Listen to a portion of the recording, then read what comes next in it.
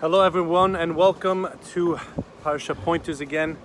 We're very excited, Baruch Hashem, to another beautiful week as we grow through the Parasha. We're focusing on this week's Parasha, Parashat Ki-Tese, and it's just unbelievable when you look at Rashi. Rashi, just with a few words, is able to open our eyes to the most important lessons of life. The pasuk says, "V'kihiyeh beish het mishpat mavet vehumat v'talita oto ala etz." The pasuk simply states, if a man is guilty of capital offense and is put to death, you impale him on a stake, which means you hang him. Rashi says like this: where is this seeming very, very straightforward thing, commandment coming from? Somebody does something wrong, somebody murders, you hang him. Where does it come right after? It comes right after the whole parasha, the whole section that deals with a rebellious son. It deals with the ben sorer u'morer. What's the juxtaposition all about? Says Rashi says that if a father and a mother have mercy on their children, they spare the child, they worry about the child, hazit, at the end of the day, he will turn to mischief. He's going to commit sins which are liable to the death penalty. Now, you read this and you're like, wow. Of course we have to love our children and feel for them. But what's really our job as parents? Our job as parents is to mold them into people that are individuals that are independent and make good decisions. We have to think about what we do with our children. It happens all the time. Oh, Hazi, let him have it. Oh, Hazi, let it go. Oh, Hazi, whoa, relax. I just want to bring out that Hashem, in His infinite wisdom, He brought out a Torah. He has a Torah He gave us. There are clear laws.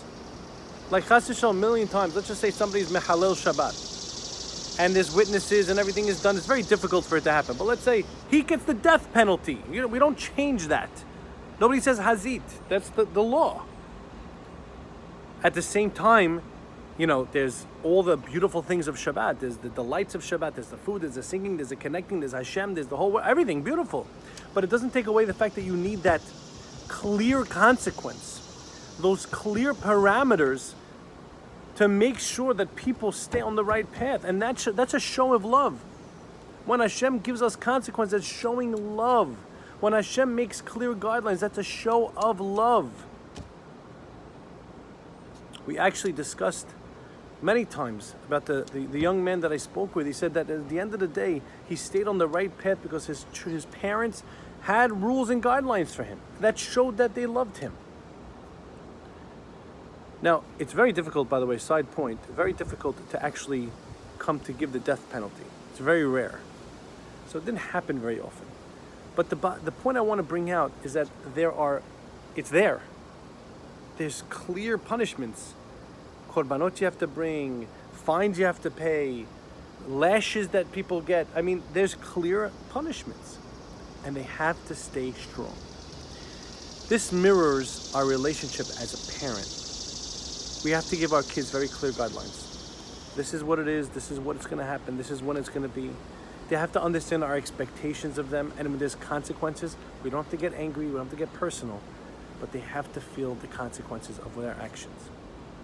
There's a good friend of mine, his name is Yaakov Klein. He's an organizational psychologist. He works with all different types of leaders from both small and large organizations to how to communicate these to their people and to get the organization working to the best of its ability and each individual flourishing. So I'm going to quote what he wrote.